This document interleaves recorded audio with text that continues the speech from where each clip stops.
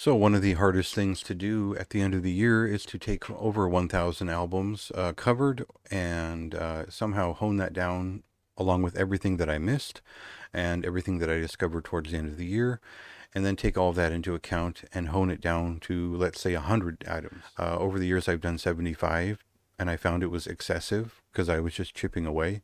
This was a year where I could have done 100, and I was originally planning to do 100, but to keep this all on one page and not make it unviewable on mobile, I decided to cut it down to 50 items. I've talked a little bit about my rubric over time. I think immersion is very important to me, connection with the music, personal investment, bias, and general enjoyment of the thing, of the entertainment value of it is very important, that it means something, the theme, the lyricism, and the audio visuals. People have asked a little bit more about this in the past.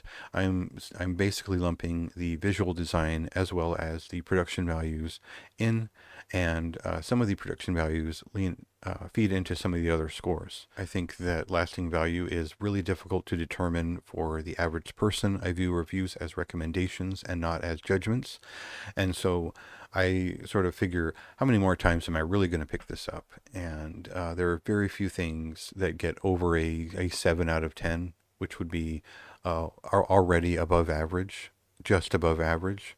So I only really cover stuff that I think is above average and maybe well above average. If that kind of puts the rubric into motion, and it'll explain why I don't cover a lot of things because they're just not anywhere near above average from my point of view. Final list was much quicker than usual. It took me one day to put it all together, about a week to order it, and with consideration of basically I re-listened to every single album of the 50 that I put together, and I ordered them, and I took things out and I added other things. There's always a last minute addition. There's a couple of things that I'd really like to have included here, such as Wrath Prayers album, which I didn't get a copy of, and I didn't purchase one, so I still have to spend more time with that record. But that's the only one that really sticks out. Otherwise, there could have been so many more things on this list. The fact that anything made the top 50 means it is actually great, and it could have been 300 in terms of what is just above average and memorable. So we'll start with DePygus, DiePygus, if you will. And this is essentially a death metal band, an old school death metal band, who have taken that the Autopsy and the Autopsy, Nuclear Death, and Impetigo, and they've taken that grimier horror death metal feeling and turned it into their own sort of unique sound. And I think the use of synth, the stronger bass guitar performances, overall just a general almost proggy touch to some of these songs means that it's the best DiePygus record to date. I feel like this is a good balance between emergent skill and interest in an abundance of things, but also keeping it palpably old school death metal in its feeling. I've been following Chapel of Disease, this German death metal band, forever, from the start. They were always interesting as an Autopsy-esque group. They had a lot of thrash metal in their sound. It had a little bit of Swedish death metal in their sound. They were perfect for the time when they came out, and every record seemed to expand upon the possibilities, where they released one that was very heavily influenced by the Chasm, it seemed, and eventually they worked in this interesting dual guitar heavy rock record that came before Echoes of Light. The progression of their discography was supremely interesting. I think it was one of the more clever evolutions of a death metal band over time that wasn't completely out of left field, until Echoes of Light does kind of feel a little bit out of left field as more of a heavy rock record. It's much more of a dark metal record in a lot of ways. There's a gothic rock element. There's a 70s heavy rock and prog rock feeling to some of it. It doesn't lose that the personality of Chapel of Disease. The return of Black Pyramid was exciting. I think that the fact that this band was compared to High on Fire back in the day made them more interesting to me, way back in the 2000s. But as they return, they've kind of pulled back to what was interesting about the first album. They brought in more progressive rock influences. They brought in a heavier psychedelic doom element, and these songs are vast and jammed, but still have that sense of tunefulness that all Black Pyramid records carry, and that makes them more than a sludge metal band or a doom metal band, but something that is just uniquely their own. that is, again, just memorable. Just a very memorable record. And if you don't know this band and don't appreciate their songwriting, I think this is a good step into their world and the many worlds that they present. Terror Labyrinthian is a debut from Nuclear Tomb, and I think that it does a great job of introducing us to this band that I've been a fan of since their second EP. I thought Succumbing was a very strong, unique sort of statement where there was the weirder side of thrash. There was a little bit of a hardcore punk and sludginess to it, and they've evolved that into something that is more distinctly a little bit more old school death thrash metal in general. It is a what they call weird thrash metal in a sense, and all that means is that they're certainly like a Voivod and sort of baseline skronk to what they do, but also this is a record that is inspired by the authentic creativity that went into late 80s thrash metal as well as death metal in its infancy, and it goes down a lot of the unique, I guess, a unique taste level for folks who like progressive and technical thrash metal and death thrash metal and all that. So it's not really a subgenre record.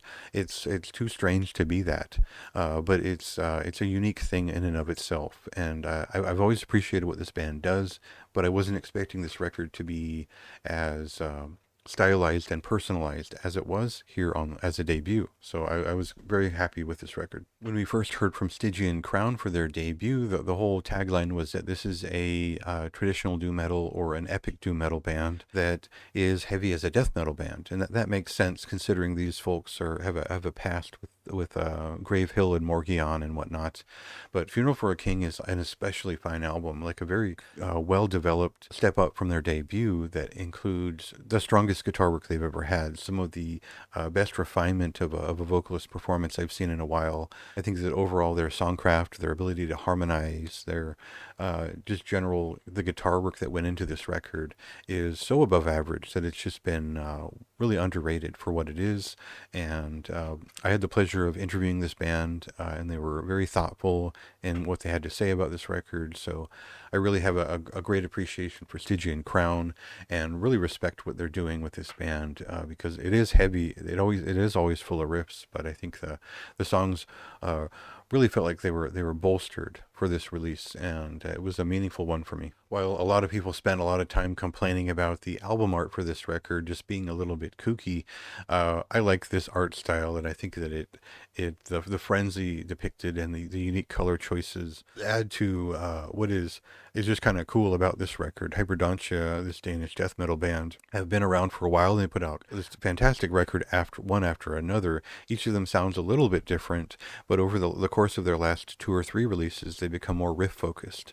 I think the folks involved have several other bands under their belt in terms of Engulfed and a few others. This is an addition to that pantheon that they've created for themselves, but also just a riff record, a damn death metal record that has riffs, and one after another throughout the whole thing. It's completely underrated for what it is, and if you like their past EP they put out before this is more of that, delivered with that the immediacy of like early Suffocation, and then there's a lot of classic Deicide in their work too, Morbid Angel and whatnot. So there's something very classic and old school about what they're doing. But if you're just looking to get hammered by riffs and high quality ones, this is the guy to do it, and this is a great band. I guess the way that I would describe Obscene is an exuberant and vibrantly active death metal band who are in the United States tradition in a lot of ways, but fully conscious of the globe's worth of death metal that came out in classic and modern time. And I guess their focus and their style is on old school death metal, but it reaches into a little bit more of the intricate technical stuff. It leans into some of the melodic side of things. They're really good at just pumping out a song that is a song, and it just happens to be death metal, and delivering it with a lot of crazed energy. That energy translates best on Agony and Wounds overall, as it incorporates a little bit more of the doom pace for some of these songs, a little bit more dynamic delivery in general. One of the best album covers of the year, I would say, and just overall a great record that celebrates a lot of what's cool about Obscene and just what they do better than most. So while it is exciting to get a new record from the Chasm last year, I think that Acerus and their return after their previous record with the Caligula's Serenade is exciting because they're one of the best like epic heavy power kind of thrash metal bands around. found in the United States scenery. They stand out for the unique guitar work, of course. We all know who's involved with that. But also, I think the vocalist is improving with each record. I think the songwriting is getting more interesting. It takes more unexpected turns throughout. There are a lot of dramatic, epic heavy metal moments. There's a lot of speed metal influence on this record, a lot of thrash metal in its bones in general. And I like the direction they've taken on this album as maybe a little bit darker than the previous record, a little bit more buttoned up in terms of its overall mix, but just one of the strongest traditional heavy metal records of the year for me. So I can't emphasize enough how impressed I am with the return of Moondark with the Abysmal Womb. They produce something that is viably authentic. It is Swedish death doom that was only around for 1 year in like the 90s. In 1993, they put out a demo, and now they followed it up with an album here several decades later, which is authentic to the intent of what they were doing in 1993 when this was like basically a side project in between Uncanny and Interment members. And so they cranked out something here that is just incredible as a death doom metal record, which it feels timeless. And I've just been listening to it a ton beyond release. I think based on the entire body of work from Geigen, overall the artist responsible for the guitar work and the vision for everything is a little bit of a genius. There's something crazy about the abstractions that he's produced out of brutal death metal and technical death metal and the classic forms of it, whether it's Morbid Angel interest or otherwise. There's something that takes that classic feeling of death metal as it stepped from the 90s into the 2000s and then pulls it apart and stretches it in a way that is particularly psychedelic. It's different from like what Portal did with certain textures and tones of death metal that were traditional and then created something new in its fusion. The return of Geigen reminds us just how out there the artist is and how the level of skill behind this thing is not entirely known. It isn't something that is predictable, and this is probably one of the better production values the band has gotten to. It just sounds the best out of most of their records, even though I'm partial for some of the earlier stuff there. Glad to see this band back, and I think they've kind of proven themselves to be a little bit timeless by just randomly returning and doing putting out one of their best records. I think what struck me about Edifice, beyond the sound design and the riffs and the fact that this is more than just an average black death metal record, is that there's a severity to it. There's a seriousness to it that is depicted in the album art, but as well as the tone of the production, the delivery of the machine, as it were. And I don't get that same depth from a lot of the kind of war metal infused black and death metal out there these days. So there's something that is certainly bestial about what Heresiarch does, but there's also something human and connective about it too. They don't want this to be a blur of nonsense and noise. There's something intentional behind it, which I particularly enjoyed and continue to. The transformation of British black thrash metal band Inconcessus Lux Lucis on Temples Colliding in Fire is one that allows them to become more of a traditional heavy metal band, and one that is still black metal in every sense. But on this record, they've found a way to create catchy, memorable heavy metal songs that are heavily influenced by speed metal and a lot of the classics, really. And it makes for a record that was surprising. It was surprising that it was on I Void Hanger because there wasn't anything particularly avant-garde about it.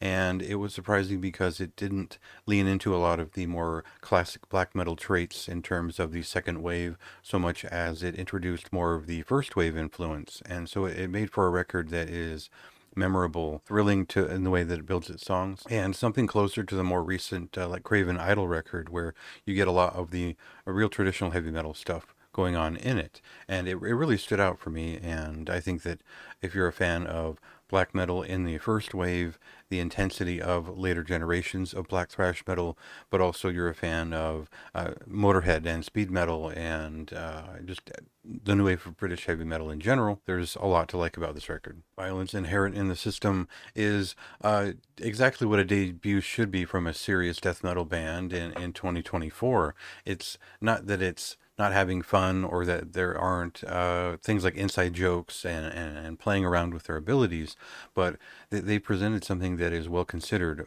produced in a very distinct way. They've got their own sound and they've got their own point of view. I think Noxus have been a band that have always been interesting. They've always been kind of there with their songs, and they've always had something to bring that was different than a lot of their peers in the Ohio area scenery and all the brutality that comes with that. But with this record, you can tell this is a band that is something special. They've got a little bit of the early Cryptopsy vibe there. They've got a lot of the classic brutal death metal in their sound, but there's a lot more going on there, and you can tell there's a lot more skill and just general focus happening on this record that was unexpected. And so, for me, easily one of the best records of the year, and one that I've returned to quite a lot since reviewing it. So, when Whoredom Rife released Winds of Wrath, at the time I realized that that was a great black metal record in terms of Norwegian black metal and putting their own touch upon the permutations available to that style was something special, and it remains an incredible black metal album, probably their best at this point. But I don't want to take away from what Den Vreed Macht does beyond it, in the sense that it takes a lot of what they do best and then it makes it black metal a little bit more their own. You can tell I wouldn't say there are modern influences here, but more a different system of creating songs, a different flow, which is less staunchly traditional. And the result is a record that is fully Whoredom Rife. It feels like Norwegian black metal in the most classic and real sense, but they've done something different with it. And I think you'll find that if you check out Djevel's record as well, you'll find that there's a lot of similar ways of playing with the art form, but still making it a high class event, still an elite black metal record, and still something that has a lot to say within its lyrics. So for me, this was a world class black metal record, and a great example of what Norwegian black metal can still be today. The best aspect of Early Mood's second album, A Sinner's Past, is that they step beyond the kind of rocking, easygoing feeling of their self-titled debut, and they step into something that is not only themed, but focused on creating a specific mood and telling a certain story. And so it's almost like we're getting a cinematic event out of their lyrics throughout. It's not that it's a full concept album, it very well could be, but we're on a path towards possession here, and it feels very, very early 80s in the way that the plot is revealed, and just generally their approach here. It's a dark and dramatic doom metal record, but it still has that late 70s feeling to some of its proportions and the way that they produced it. So for me, it's just a very memorable record that had one of the more interesting themes and sounds of the year. If there's one thing that Norwegian bands have gotten right in the last 5 or so years, it's pure thrash metal with riffs. It is black thrash metal in general. And now that there's a couple of bands that are really hammering down upon the real essence of 80s death metal and death thrash metal, I think Aberration and their debut album Demonolatry reminds us how flexible the whole Morbid Angel and Altars of Madness dichotomy is, and how it can be stretched and contorted in a million different ways, uh, as it has been for decades since. This record feels like it pulls back a little bit further, and at points there are songs that are as intense as Angel Corpse, and then there are some that are definitely a little bit to like Necromantian, and they're approach to thrashing death metal in some sense. So a lot of people in this band that you would know and expect to be great on anything they did, and of course they just have riffs. This is a riff record, and one of the more exciting examples of just riff after riff type death metal and 80s death metal in general. So this is an unusual record hailing from Arvika, Sweden. Resver is this conceptual haunting of a record that comes from a band that were originally known as Commando, and they played Slayer-influenced traditional heavy metal on their first records and EPs. And when they decided to create this album, the whole paradigm had shifted. It was something different, and they'd changed their name to Command, and they'd worked in a very unique style of drumming and a certain syncopation to this record that gives it a horror and heavy metal feeling, but also something that is almost akin to like a Tribulation or Morbus Crohn or something like that. There's a unique drift to this record that is worth mentioning. It was cool of the band to do an interview with me and just get a little bit more of a sense of what they were doing on this record. And I think it's cool to see their work expand into something new and equally exciting, but also it's so focused and contained as a record that I just found like this was they deserve a lot more credit for what they created here. It is something that's pretty special from my point of view. It was only a matter of time before Etheric would return with another record. It didn't take that long. And I think that Death is Absent finds the band iterating again upon what they're best at, finding a little bit more propulsion to the way that their movement is created. But if you're a fan of melodic black metal, Finnish black metal, and the different ways that is manifested over the last 20 years, I feel like this band do a great job of distinguishing themselves. And although when you go through their discography, it is iteration, and you do find that their work is additive over time, the core concept of it and the philosophy behind it is steady, and it feels like there's a strong foundation for everything they do. Do I want another record in this style? I probably would have said no before this one, but this one is just as good as the one before it, and the one before it, and the one before it. And so I'm nothing but a fan of this band, and I would probably be happy with 5 more of these records because I feel like they're all crafted with care and with sound lyrical themes and just general curation. At one point, the Timeless Ever Present from Veemer was much higher on this list, and that's not to say it is low at all. This is a top 50 out of thousands, but there's something that is just inspiring and just striking about this record. They've really gone for it. There's gusto behind it. There's a lot of fuel behind this record that is impassioned, and it makes for a top of the line melodic black metal record. Especially if you're a fan of Haksanu and that kind of style, I feel like this is similar in some ways in that there are atmospheric black metal exaggerations of some of their lines, but most of the guitar work is in line with classic melodic black metal and their own kind of touch upon it, and that includes much more than just the classic sounds. So one of the more exciting records of the year, I think for me in terms of black metal, it's probably the one that I'll remember the most because I'll come back to it for its songs. From the moment I was asked to premiere a song from Nebulas of Self-Desecration from Utter Tomb, it felt like this band had gone through an intense transformation over time, and it had much more to do with production values, like I had thought to start. But then once I got into the record, it was like there's no real downside to the way that this record has been created. The atmospheric value of it, the attack of it, but also the sort of heady, almost psychedelic drift of this record. Though it goes places with its atmosphere, which is beyond the expected sort of incantation-esque blackened death metal fuel.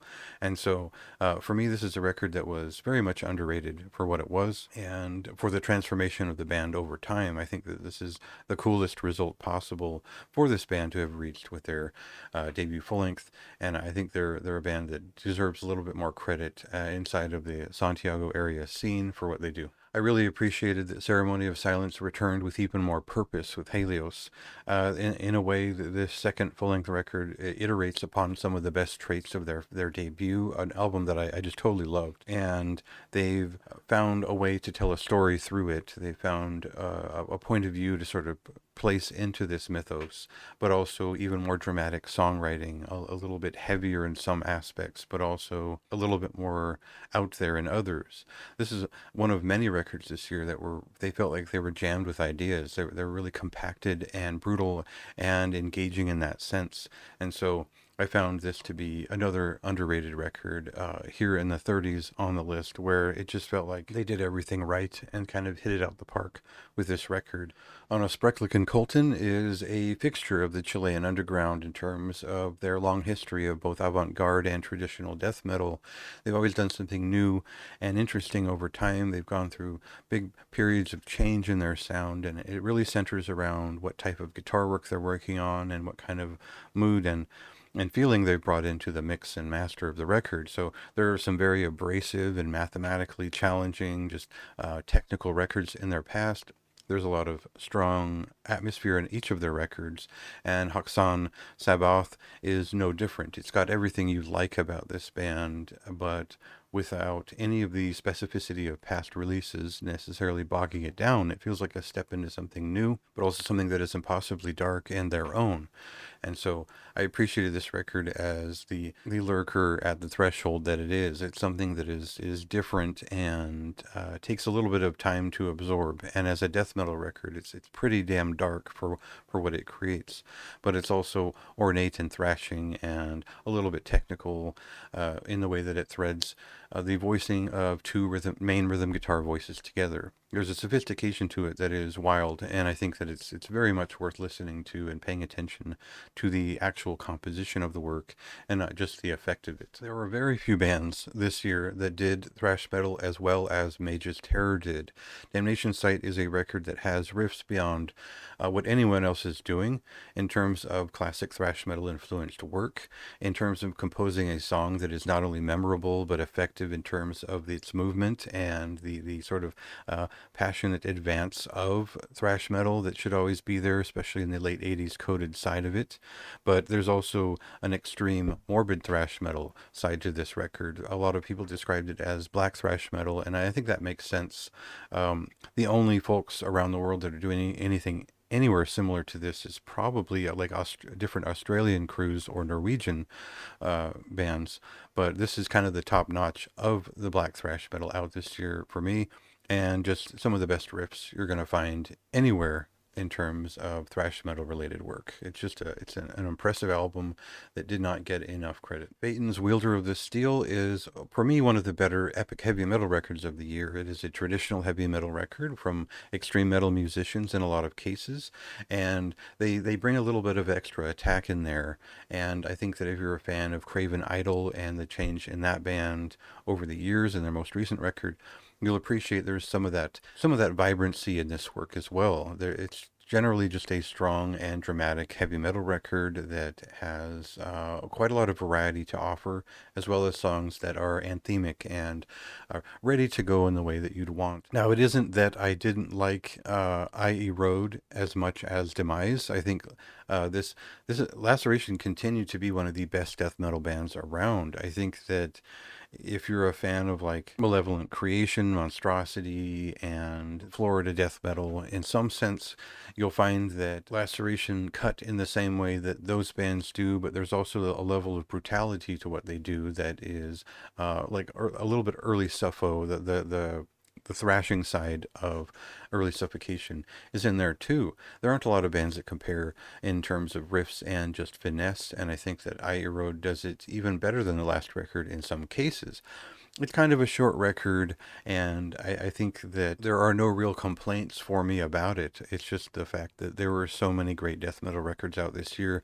I kind of had to start chopping down, and this is one of those that is absolutely not lost in the shuffle. It's still one of the best sounding death metal records of the year, and I would say it's about in parity with Skeletal Remains in terms of just being top notch old school death metal and nothing else. Master of the Games was a little bit of a surprise later in the year. It's the return of Demon Bitch, who are known for a slower and epic heavy metal style that was high fantasy and kind of medium energy. And what we get with this record is a return on high energy with every detail in mind, and every bit of this record narrative and thrilling in the way that it shreds through its ideas and finds this perfect flow of an album. It's just a really strong heavy metal record at the end of the day, but it has strong influences from power metal and speed metal as well, which make it a little bit more exciting. And the dramatic performances from the vocalist really set it over the top for me. I love the lyrics and the whole everything behind the record. There's so much detail there to enjoy if you're a nerd for this kind of thing, and I certainly am. Now, if you'd asked me a few years ago if I would consider Cryptic Brood a German death metal band, one of the better death doom metal groups out today, I probably would have said they're not there yet. But I think with Necrotic Flesh Bacteria, they've really shown that they are one of the better old school death doom metal bands out today. Not in terms of creating giant atmospheric chaos or anything like that. This is a very focused doom metal riff oriented record that is all about its riffs. It's all about contained songs that are effectively miserable. They're in a dance the way that the the first Dream Death record is. And I even compare the record and its riffs to Penance's debut in the sense that there's certainly something pure about the way the riffs release in a doom metal fashion. But this is also a death metal band, and one that owes quite a bit to Autopsy in some sense, but maybe the more crazed side of Autopsy. So there's a lot of personality to their work, and I feel like this record got it right, and it got it right throughout. And I found myself just listening to it endlessly because I'd enjoyed it so much. So as Skeletal Remains are on this kick with Century Media, we find that they've just been more and more brutal with each release. And I wouldn't say that I was ever a full-on cheerleader for this band, but by the time their third and fourth records released, I was just all in with their capability. I really trusted what the band could do, and I really enjoyed everything they did. I saw them live, and I was impressed. It all checked out, and I think that's when I'm going into Fragments of the Ageless here in 2024. There's no room to be disappointed. This is a known value, like a known prospect, and in that sense, I wasn't surprised by what Fragments of the Ageless did. I was just impressed. I think that showing up with a little bit more Hate Eternal in their Morbid Angel influenced sounds made a lot of sense, and I think that they only continue to write songs that are memorable for what they are. So if I've always said, if popular death metal needs anything, it is songs, and not, and I mean songs that are mean and get right to the point, and good, catchy ones. It's a lot to ask, but I think that a band like this is capable more so than most others. There is nothing that I hate more than finding an album that is just head and shoulders above the rest in terms of its riffs and everything that it does, and then finding people arguing more about the politics of it than the actual music. And I get why. That's a diversion you can spend your whole life interested in. For me, this is a band, House of Atreus, and their latest EP, Orations, is just a band that is not only just all about the riff anymore, they're more about the song, and they're fusing a lot of the black and death metal and melodic metal and speed and heavy metal fusion in there to the point where they don't, and they haven't for a while, just sounded like Arguslant. Now, that's a natural comparison to make, and I get it. That's always been the case. If you've been there from the start with House of Atreus, and I have been since their first EP or so, very much on board with their first record for sure. This is a continuation of that sound, which is rare and just above and beyond what most others are capable of in terms of creating this sound. I think if you know the full scope of the Third Temple and what a big record it is, it does feel like a big double LP with how long it is. There are tons of songs on this thing. There's a big theme running throughout it, but it's still a riff record. It's a black metal riff record. It's not necessarily black thrash or black heavy metal, but there is influences from all of those things in Spite's work. And if you're coming off of the snappier, more reverberating sound of their first record, this one is a little bit more centered around black metal in general, and it has a much broader palette to work with. So if you're a fan of this fellow's work and everything he does, this is kind of the apex of it right now. There's a lot of other cool bands that he's working with and but Spite definitely feels like the one that is they put the most power and the best songs into. There's just a lot of it. There's a lot of this album to take in, and I didn't see a lot of people talking too passionately about it, despite how good it was. So I wanted to make sure that it was up here on this list and respected for just how good it is, because it has riffs, but there's a lot more to it. I think placing Bythos's Chthonic Gates Unveiled up at number 20, it'll feel a little bit high for some people because this is a Finnish black metal record. It is heavily melodic, and these folks have put out similar music this year. But for me, I really liked the first record. It was strong in what it did, and this latest one is even more melodic. It's openly definitely an accessible black metal record, and one that is again a melodic black metal record to the point that it checked all the boxes that I was looking for in terms of something new from this band, something that expanded upon their voice, but also didn't lose sight of black metal in general while tending to much catchier pieces overall. So really surprised by this record, and I found myself coming back to it far more often than expected. I have never done anything but praise Mephitis or however you'd pronounce their name. But their latest LP is two sides of the same coin, in the sense that there is one side that is redeeming a lot of what you'd gotten from their previous second full length, and then a second side that pushes the envelope a little further and shows you what else they can do in terms of songwriting, in terms of post punk and gothic metal influences. There's extreme technicality all over this record. The production values are warmed and analog here. There's something to really appreciate about this work beyond their past, in terms of just taking that step up and really going for it on this record with its two interestingly different sessions. So overall, a great showing from this band, and one of the better talents in the sort of extreme metal space in the United States right now. I guess the tagline, and what always made Adversarial, this Canadian blackened death metal band, really interesting, was that it was essentially brutal death metal musicians making blackened death metal, and taking a lot of interest in like Immolation and other bands like that along the way. So it's been a long time since their last record.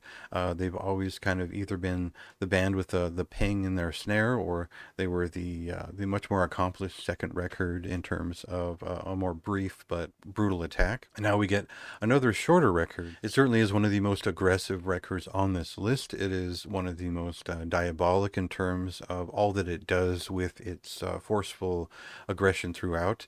And I think one of the more ingenious records that uses brutality as a weapon, less and not just as a dressing, as atmosphere. I really appreciate the attack of this band, as well as the intricacies they're capable of as they weave them into this insistent and aggressive work. I've always said that Oxygen Destroyer could do better, and I think by their third record, or second, whichever it was, they had done better. And with Guardian of the Universe, they're iterating upon their finest moments, and in the sense that they're growing a little bit more of their classic thrash metal influence, they're working on some more of their blackened death metal infused hunt for the riff, but this record is still all about the pure aggression of their work, and the riffs are just always there. It's an exciting record. It's one that, even if you don't care about Godzilla, it's still one of the more interesting guitar records of the year, and one that is pretty nonstop in what it unleashes there. If you're a fan of early Vader and that type of thing, that kind of sums up where they're at now. They've always had a little bit of the late 80s thrash metal attack in there too. So if you're a fan of death thrash metal and you don't know this band, you probably should by now, and certainly for this record. If you're a fan of Drowned, you probably know them for a very strong demo back in the late 90s. You might know them for a little bit more recent work. They definitely put out an album in the 2010s that I loved, and is one of my favorite records of that year, which is all well documented. But I had the chance to interview this band, this German death doom metal band, and in the process, Procol Hiss revealed itself as something that is not limited to death doom, but rather it's just a great death metal record. It's some of the best riffs of the year. These are, in terms of people who are actually crafting something unheard of, and for me, new but still old school, and effective in a way that is not just outwardly derivative. This is just one of the best records of the year in that regard. In terms of just pure death metal, you just can't do better than this band in most cases. Their style is unique in some sense, but it's also very classic in the way that it reveals itself. And I love that there are so many different voicings applied to classic death metal and thrash metal riffing, that this record takes on a life of its own, the way that the previous one did. So this is just easily one of the best bands around doing death metal, and it's a shame that we had to wait 10 years for an album this good, but it is this good, and I think that it's worth checking out if you somehow overlooked it this year for any reason. Now, I wouldn't be talking about Ingurgitating Oblivion's Ontology of Naught if I wasn't so impressed with how they've deconstructed death metal and extreme metal in general for this record. It might seem like it is a lot of harried movements stuck in between passages which are almost post-metallic in the way that they exit the room, and they become liminal spaces and unfilled areas.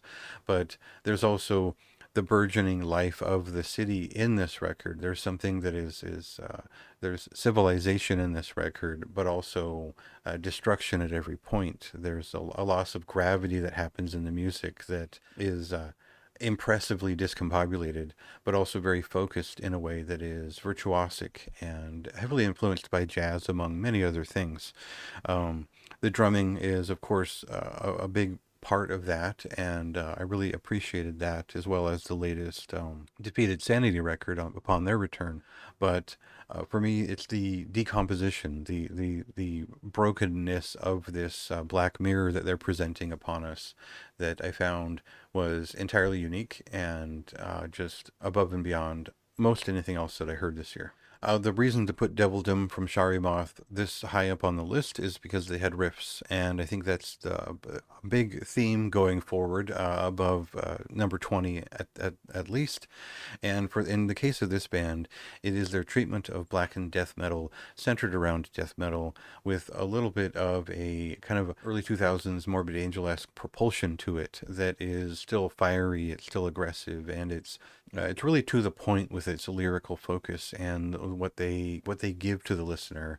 Otherwise, just a great death metal record overall, and something that was unexpectedly not like an occult black metal record up front like their previous one was. So everything about this record was a little bit of a surprise, but also worth repeating and listening to over and over in my case. Okay, Tridiomycosis Relinquished is this the debut album from Slime Lord, a British death doom metal band, an experimental death metal band from folks who are involved in Cryptic Shift. The band formed out of jamming, and some of the elements of the album are improvised to some slight degree, or they were born from improvisation and enjoying themselves, creating these looser fashioned songs. And really what it creates is this intense, almost disembowelment-esque effect. And for me, this is one of the most, I guess, one of the more trippy, uh, easier to get into worlds created by death metal this year. I think it's particularly fine in its construction. There are plenty of memorable big riffs all over this thing. It kind of all slimes together into one pool, but there are acts to their movements, and there's a story or a theme being told here that is at least interesting enough to put down on paper. But I just enjoyed this record. That's what it comes down to. I was also lucky enough to interview the band about this record. They had a lot to say. They seemed like smart fellows who really cared about this record, and it seems like they're going to continue it forward into further releases over time. So I think making a list like this always kind of sucks, because a band like Siderian, this is one of the best bands in the planet playing like dissonant death metal and uh, unique forms of almost psychoactive material in terms of extreme metal.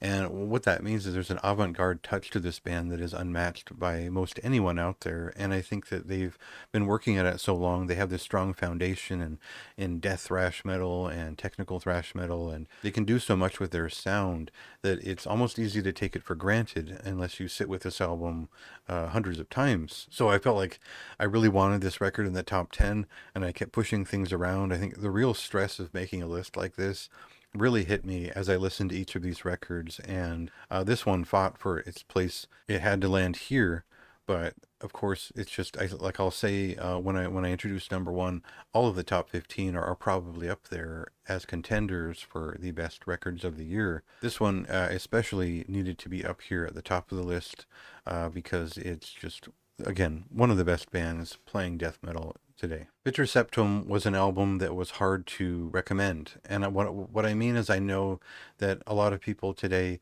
lack the fortitude to really engage with a band like Mitochondrion and the chaos that they create, the thought they put behind every note, the careful construction of this record and how it came together, and the effect of it, which is abrasive. It's challenging, but it's not just the status quo. It's doing something extra and then some. I don't mean to sound like some kind of snob for the sake of extreme metal, but this is something that you would only get from an extreme metal band. You could only get this level of intensity out of a band that had been around for so long and working so hard on a record like this. So I really empathize with the fact that a band like this puts out a great work, and a lot of people just can't really handle it. Human beings are just getting too stupid for this kind of thing. And I'm just glad that I'm sentient enough to have enjoyed it. So in essence is the debut full-length album from Vile Rights, and this is a progressive death metal band. I think that's clear enough, and some of them have some history in thrash metal and technical thrash metal and whatnot. You can feel that in some of their compositions and the intensity of their work, but they're also fans of just pure death metal, and you can feel that as the record starts. What's special about this album is more the way that it blooms throughout. It's the ride through, it's where it ends, and the end point is incredibly intense and revelatory as it arrives. If you're just judging this record off of the first couple songs, probably pretty solid progressive death metal with a lot of serious intensity to it. But as you travel through, a lot changes. And I would leave that revelation up to you to discover it, because it was one of my favorite moments of the year and one of my favorite records of the year, as I've said it at number 10. Italian progressive death metal band Bedsore can do no wrong at this point.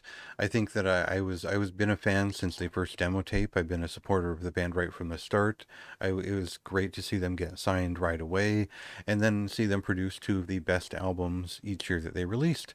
I was surprised that it took so long for Dreaming the Strife for Love to release, but not when I finally heard it. It is a great work in that sense. It is a strong piece that says a lot with its themes. It means a lot to the creators of the record, you can tell, but also this work is a huge paradigm shift for the band, where they went from cinematic death metal with kind of a post-metal touch to it, similar to Morbus Chron or Sweven, and now they've done something which is entirely their own. It's a progressive rock record played by a death metal band, and one that is meaningful, and it is challenging, and it is blissful in the way that it creates its moments.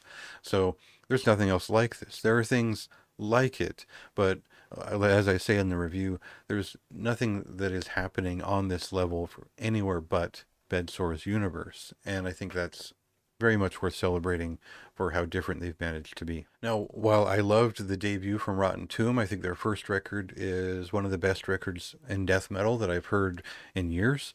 The Relief of Death didn't hit me quite as hard. It's got a muddier production value. It's got different atmospheric intent to the way it was recorded, and it just sounds different in general. The drums are quite different, especially. So you'd think that maybe it's just not a good enough record. I wasn't sure what to think of it, but I spent several months just sitting there hanging out with this record whenever I could. It was a death metal record that I returned to throughout the year as an example of fine atmospheric death metal that really has riffs and has a personality to it. And I find Rotten Tomb are still one of my favorite death metal bands out there. The Relief of Death is different, but appreciably so. And I appreciate that their record and all of their releases are just a little bit different than they've done before, and they're not just plainly iterating on the easy shit. So stellar record, and well worth checking out. If I had to do, well, every year I look back on the list that I make, and I think of what would I change about it. I'd probably bump Cosmic Putrefaction's Emerald Fires atop the Farewell Mountains up to at least the top five. It's a really tough top five to break. Like, for me, this is absolutely one of the best death metal records out this year. It is an extreme example of both a technician and an artist, somehow capable of all of these, but both logical and like left-brained ideas spiraling together into this incredible work that is so dense in its appearance that it's a bit of a storm to approach, and I think that's the most lasting impact a death metal record can really leave, is to hit that way. In the past, I've always seen what Cosmic Putrefaction can do better. I think there was always more to expand upon. There were bigger ideas around the horizon. And now with this record, I feel like there's a destination in it. There's certainly an achievement in it, in that they've reached this super dense apex of a creation that kind of caps off what the last three records were leading up to.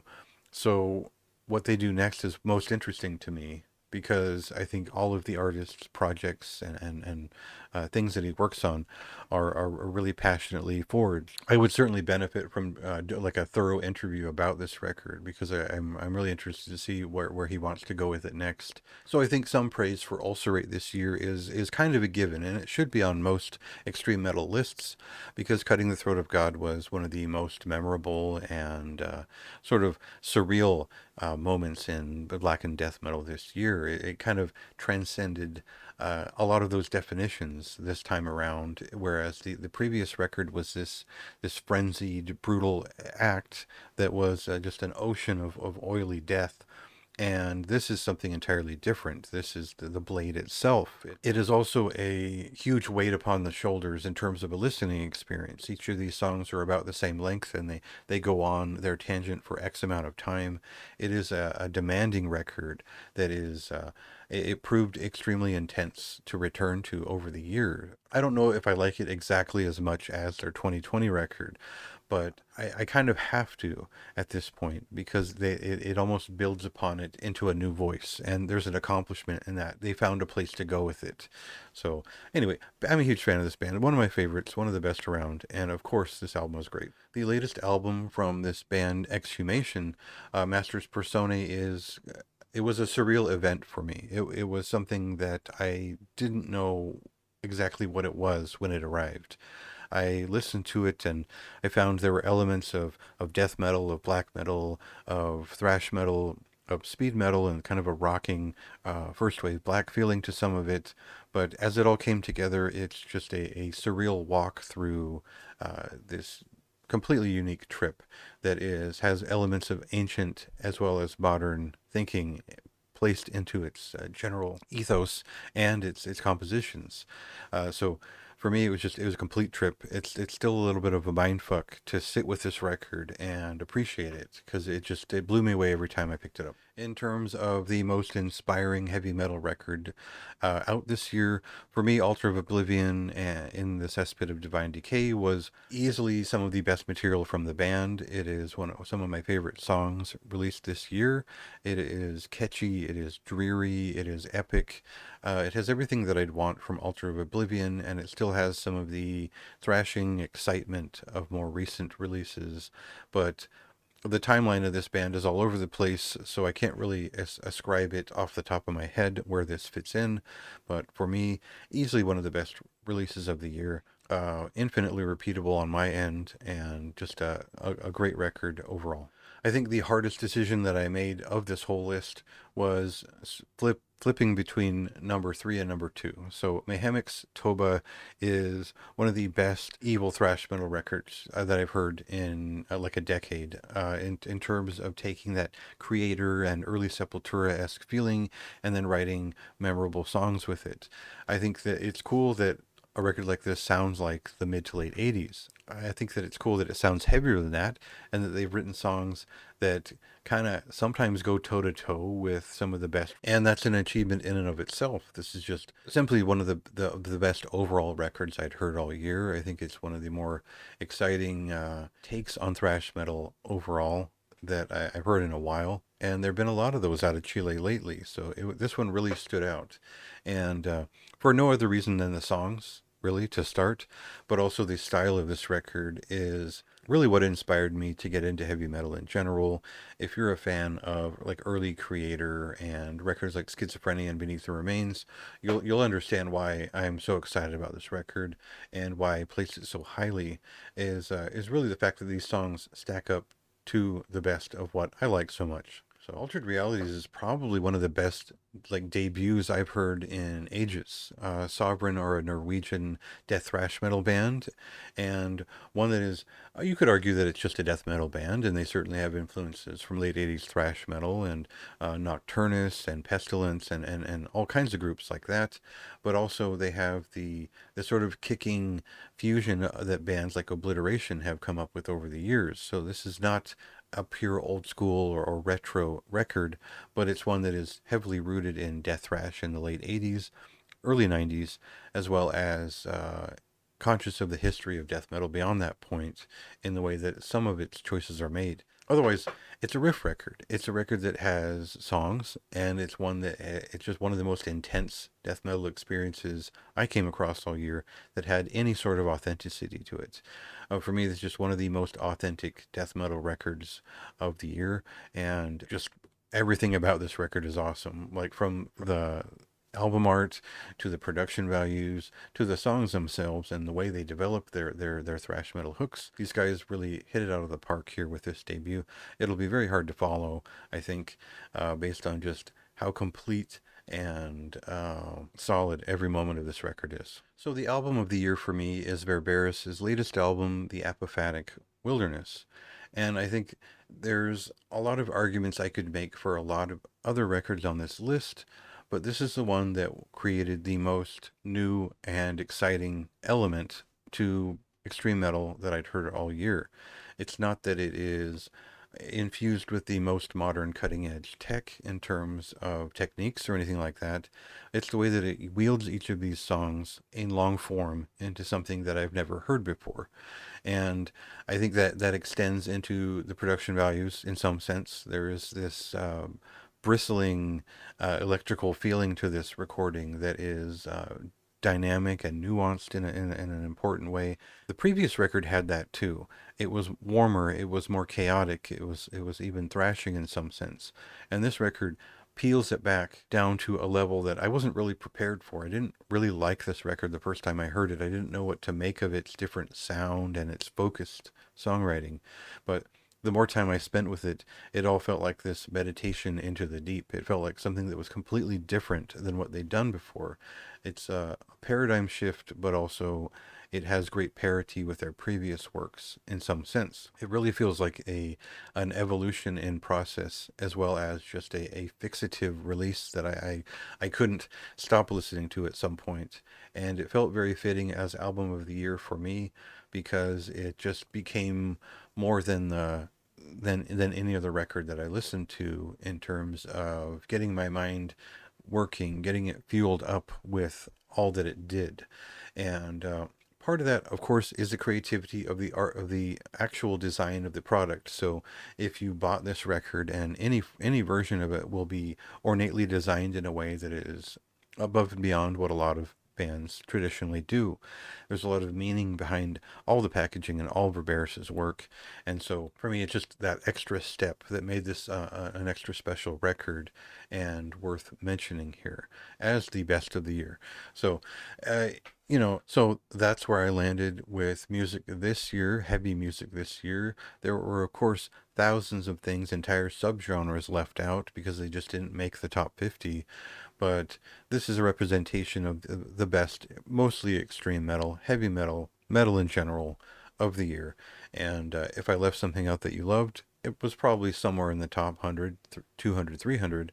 But tell me what you thought was your favorite of the year. Talk more about all these albums. Make sure they live on more than just 1 year or 1 month.